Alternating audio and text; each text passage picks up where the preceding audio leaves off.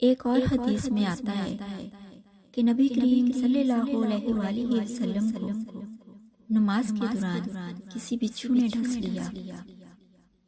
نماز سے فراغت کے بعد آپ صلی اللہ علیہ وآلہ وسلم نے پانی اور نمک منگوا کر اس کے اوپر ملا اور ساتھ ساتھ قل یا ایھا الکافرون، قل هو اللہ احد، قل اعوذ برب الناس پڑھتے رہے۔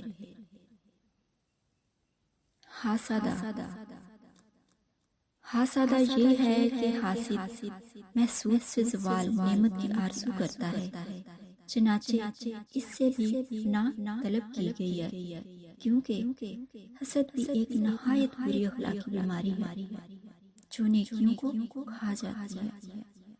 جس طرح بارش رک جائے تو اللہ ذوالجلال کی رحمت رک جاتی ہے، اسی طرح حسد کرنے والے پر اللہ ذوالجلال کی رحمت کا نزول رک جاتا ہے۔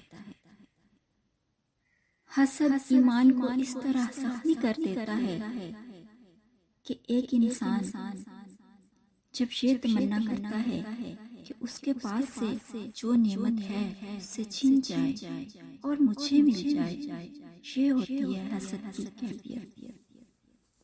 علماء کرام یہ لکھتے ہیں کہ حسد انسان کرتا کیوں ہے۔ حسد کی 3 وجوہات ہیں۔ جب انسان کو کسی سے بغض ہو تو اس کے دل میں اس کی محبت نہ رہے تو حسد پر اتر آتا ہے۔ کوئی بھی اس کی کامیابی دیکھے تو وہ اس پر جل اٹھتا ہے۔ نمبر 2، انسان اس لیے حسد کرتا ہے کہ ایک کام وہ خود تو کر نہیں سکتا، عاجز ہے، لیکن اس سے جل رہا ہے۔ کچھ لوگ گاڈ گفٹڈ ہوتے ہیں اور اللہ رب العزت کی طرف سے توفیق ملی ہوتی ہے اور بہت سارے کام اللہ رب العزت ان سے لیتے ہیں، تو اس عاجزی کو پھر وہ حسد کا رنگ دے دیتا ہے۔ اس طرح خود تو کر نہیں سکتا لیکن اس سے حسد کرنے لگ جاتا ہے۔